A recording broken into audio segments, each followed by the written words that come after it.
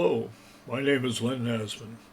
I've prepared this series of videos along with a related instructional manual to help students, young and old, to learn how to use word processing software to create everything from a simple document with inserted pictures to a nicely formatted multi-chapter book. If you complete this series of lessons, you will be able to use paragraph and page styles to make formatting your documents easier and faster. Along the way, you'll learn how to create books, newsletters, and greeting cards using a free software called LibreOffice. You'll learn when to use columns and when to use tables to make your documents look better. If you want to learn how to take advantage of the powerful word processing options, you have to invest some time before you jump into your word processing projects. Think about it this way. If you want to be able to play the piano, you have to invest some time taking lessons and practicing. The same thing is true if you want to do word processing. You have to be patient. There are a lot of things to know about word processing that are different from sitting down and pressing keys on the keyboard. First of all, word processing has its own language. For example, in addition to knowing how to change fonts, you need to learn about paragraph styles and page styles. Once you have the paragraph and page styles established for your document, you no longer have to format everything as you go. With your formatting styles established, you can go ahead and concentrate on adding words and pictures. The formatting will be nearly automatic. There's quite a bit of busy work that has to be done before you attack a major writing project. However, if you carefully follow the steps in these lessons, you'll soon know how to go about creating your own projects. If you want to create a complete book, planning a book for publication requires decisions on what page and paragraph styles will be required. Books might include the following page styles: a title page, a copyright page, contents page or pages, a right page and a left page. That's necessary if you want to do double-sided pages in your book. And in addition to that, you'll need some paragraph styles. Paragraph styles for the book title, for a chapter title, for the heading paragraphs, for the text body, and if you're using headers and footers, you'll need styles for that. And if you want to have different headers and footers on the different pages, you'll need to have header left, header right, footer right, and quite a few styles are required. If you plan to create a complete book, you'll have to spend quite a bit of time learning about all these details before you get started. Otherwise, if you just start typing and you manually change formats of text and different paragraphs as you go, eventually you'll be frustrated because you'll be wasting a lot of time. If you have the styles established for your books, then you can switch to the desired page and just start typing away. The software will automatically go from page to page depending on how you define your styles. Let's take a look at some of the basics of LibreOffice. When LibreOffice is opened, you'll see the Welcome screen. The Welcome screen provides access to the different LibreOffice apps. You have the database, math formula, drawing, Impress presentation. That's very similar to Microsoft PowerPoint. Calc spreadsheet. That's very similar to Microsoft's Excel. Writer document is very similar to Microsoft Word. However, in my opinion, it's superior to Microsoft Word, and that's what we're going to focus on this lesson. So I select the writer document, and it opens up a new document. On the very top line, like in all Windows applications, there's a title bar. The title bar shows the name of the application and the name of the document that's open. The next horizontal line is called the menu bar. If I select one of the options on the menu bar, select, by the way, means left click, it will pop down a list that shows all of the various options available. If I move over to the edit entry, you'll see a different list: view, insert, format, styles, table, form, tools, window, and help. we'll explore the different tool options as we go. Below the menu bar is the toolbar, and this toolbar is what is known as context sensitive. That means that toolbar and its options will change depending on the function we're using. Now, in order to have your user interface look similar to the ones in this video, we need to make sure that your settings are similar to mine. So we'll go and select View, User Interface. In the User Interface dialog box, you can see that I've selected the standard toolbar. There are other options available, and some people prefer one or the other. In these lessons, we'll stick with the standard toolbar. There's one other thing we're going to do. We're going to go to Tools. All the way down the list, we're going to select Options. And in the Options dialog box, we're going to select View. And this is where we can change the icon theme that's in use. If you select this arrow, you'll get a whole list of different icon themes available. This list will be different if you're using a Mac or the Linux version of LibreOffice. In my lessons, I'm going to be using the Elementary icon theme. And you can choose the size of the icons. Let's see how that works. If I select this pop down and then I select small and apply that, you see what happens to the icons on the toolbar. I prefer to use the large. Well, if I use the extra large, let's try it. Apply that. Sometimes the extra large icons will cause the list of icons to spill off to the right side of the display. Looks like they fit fine, so I'm going to stick with the large icon size, and I'm going to say OK. Before I start working on a new document, I want to show you the toggle formatting marks option. Right now that's turned on. Formatting marks are also known as non-printing characters. Every time I press the Enter key, I'm actually entering a new paragraph, and the formatting mark shows me that I have now 4 paragraphs on the display. Now, sometimes people are surprised when they print a document and the stupid printer prints out a page that has nothing on it. Actually, it does have something on it. It probably has a bunch of empty paragraphs. If I press the Tab key a couple of times, you'll see the symbol for tab keys. If I press the space bar a few times, you'll see those dots. Each one of those dots represents pressing a space bar. So these formatting characters are very important. If I toggle this formatting marks option off, you can't tell what's in my document. It'll be mysterious. And although some typists are annoyed by seeing those non-printing characters in their document, they're very important to show because it tells you exactly how your document is being formatted. I'm going to select everything in this document by holding the Control key down and pressing the letter A. That selects everything, and now when I delete, I've deleted this back to just one single paragraph. Whenever a new writer document is created, the system will automatically give it a file name, a document name, and the name is Untitled 1. You should get into the habit of taking control of your file names. And the way to do that is to actually save this file with a name that we know. I'm going to select File, Save As, and that opens the Save As dialog box. This is where you control the name of your documents and where they are. In this list, you'll notice I've selected Drive C, and when I select that, I get a list of all the folders that are on Drive C. I'm actually going to create a brand new folder, and I'm going to name it.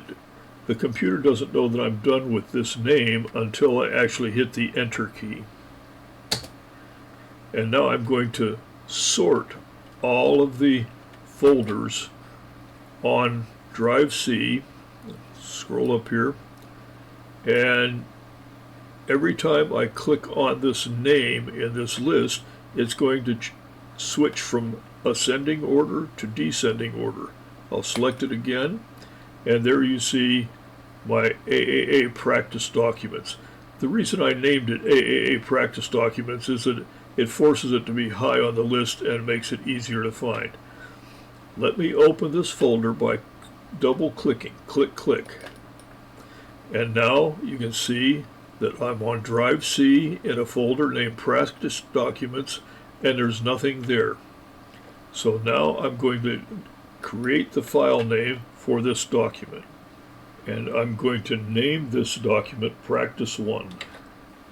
The computer doesn't know that I'm done typing until I press the enter key. Notice that this system will automatically add the .odt extension to this file name.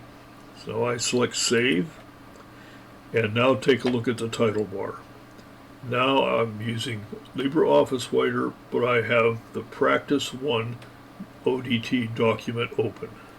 Now I'm ready to enter some text, and so I'm going to select the position of my text by left clicking, and then I'll type some text. I actually cheated. I copied a bunch of text from the document, from the lesson book, and I copied and pasted in here just to save some time. Now observe where the paragraph symbols are.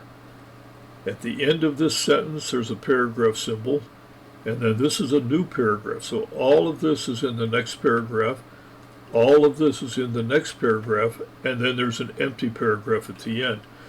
Now some people, if they're coming from just typing class, they'll manually go in and put extra lines between the paragraphs. You don't want to do that. You want to take advantage of what's called paragraph styles.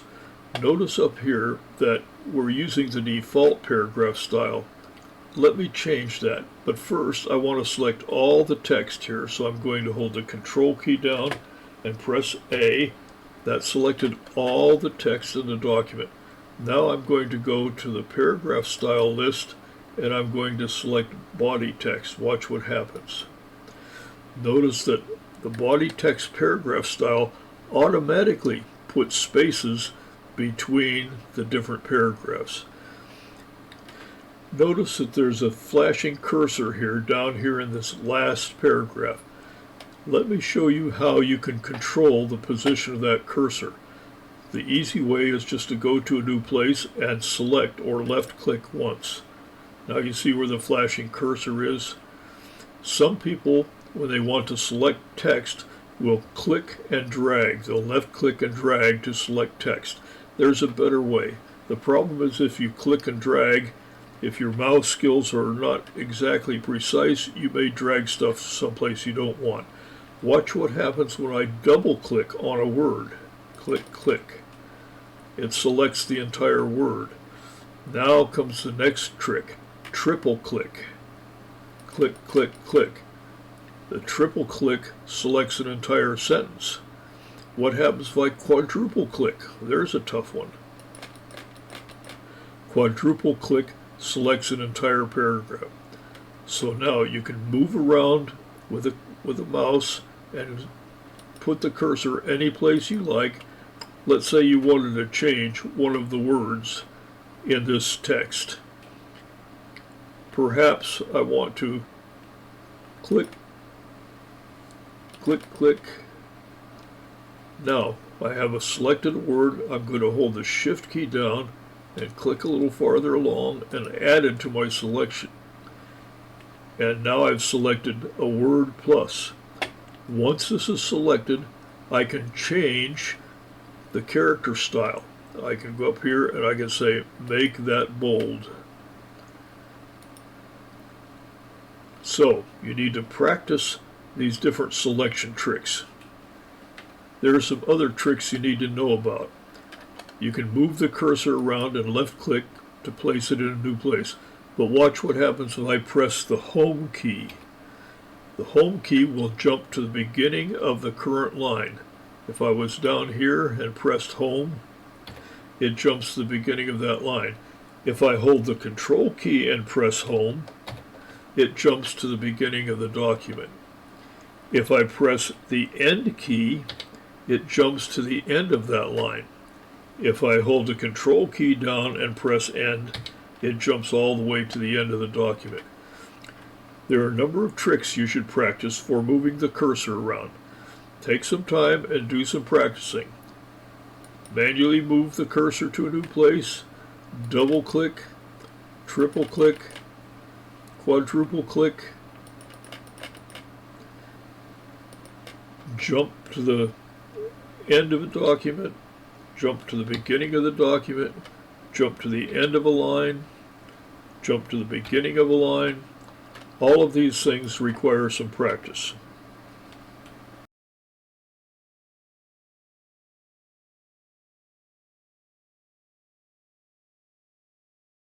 You should have spent a little time practicing all the cursor control options you have until you feel comfortable with putting the cursor any place you like and doing anything you like with it. Let's add a title to this document. And to do that, we need to put the cursor at the very top of the document. This is a quiz. What can I do to get the cursor at the very top line of the document? The answer is hold the control key down and press the home key. And there it is. The cursor is now on the very top line of the document. I'm going to go ahead and type a title, and then I'm going to press the enter key. And now I'm going to put the cursor back into that first paragraph where it says my first document. I'm going to go to the paragraph style box, select the down arrow, and click on title. Watch what happens. What happens is not only is the title centered, but it changes the font to Libre Sans 28, bold, and automatically centers it. All of that happens because the paragraph style for the title paragraph does all of those things. I just noticed that the word first is not capitalized. It would be nice if that was capitalized. Let me select that and let me go to Format,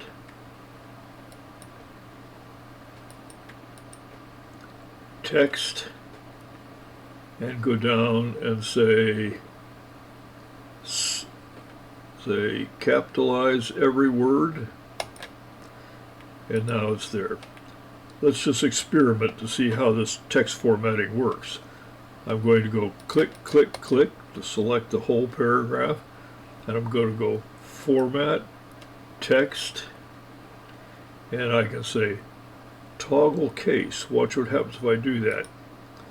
It reverses the upper and lower case letters. This is handy to know because there are times when you accidentally hit the caps lock key when you're typing and you don't notice until you've typed for a while, and you hate to have to delete that and type it all over again. Well, you don't. So if we go back here to Format, Text, and we do capitalize every word, it's all fixed. So I'm going to just take a look at all the format text options. I can do all the standard things, bold, underline, so on.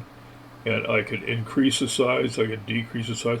I can change all the selected text to uppercase or lowercase, or cycle case, sentence case, toggle it, capitalize every word, or toggle case. All of those are handy text formatting things to know. The rule of thumb is you should never have to type anything twice.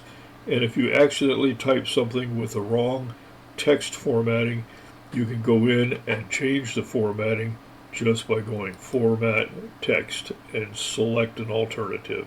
Well, I've done some modifications to that document, and remember the document name was Practice 1. I would like to make a whole new document from this document by using the File Save As trick. So the first thing I'm going to do is I'm going to triple click and highlight my first document words, Now I want to copy those words because I want to use them. So I'm going to hold the Control key down and press C. That's the same as if I would have gone up here and said Edit, Copy. Notice that there's a shortcut displayed there. Edit, Copy is shortcut is Control C. Notice the shortcut for paste is Control V. Well, now I have that text in the secret clipboard. I'm going to go ahead and say File, Save As, and in the Save As dialog box, by the way, the system remembered that the last time we were saving documents, that we were saving them in Drive C in a AAA practice documents folder, and also notice that it has highlighted the current name in blue. Whenever you see something highlighted in blue that is already selected, you don't have to delete that text.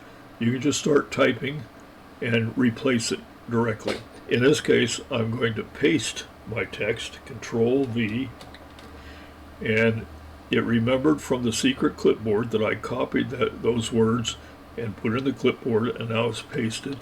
And now I can say Save, and now notice what's going on up here. The title up here has been changed to my first document. The point is this: if you have a document and you want to preserve it, or you want to play with it and you want to preserve the original, you can say File, Save As, and give the document a new name.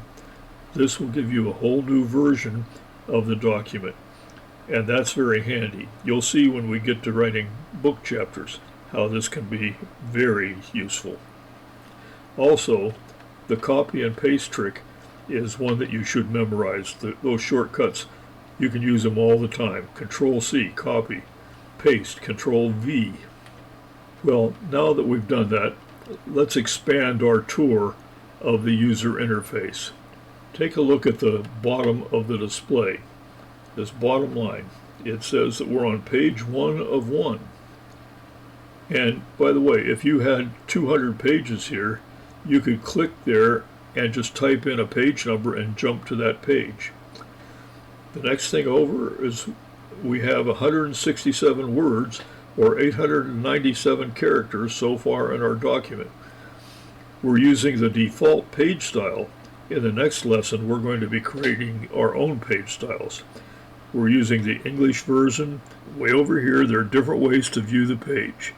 We can use a single page view, and that's what we're doing now. We can multi-page view, or we can book view. You're going to see later on how handy that is. Here is a little slider, and a number here is the current zoom factor. Suppose that we wanted to zoom in more without changing any text. I just click on this little plus sign and I can zoom in, or I can zoom out, or I can click on this percentage number and I can type in my own percentage. Whoops, that's not what I wanted. 100. Now I'm going to zoom to 100%. Actually, there is a shortcut to 100%. Now let me change that just for the sake of discussion. Let me make it be 123%. And there it is. So down here in the corner, you have zoom control. You have control of how to display the page. And notice on this slider, there's a minus for zoom out, there's a plus for zoom in, and then there's a little dash on that. If I click right on that dash, it automatically fills the whole display with that page. So hopefully you've gone through the related book. You've gone through all the steps in lesson 1. And the thing about that is there's so much here you won't remember every single thing.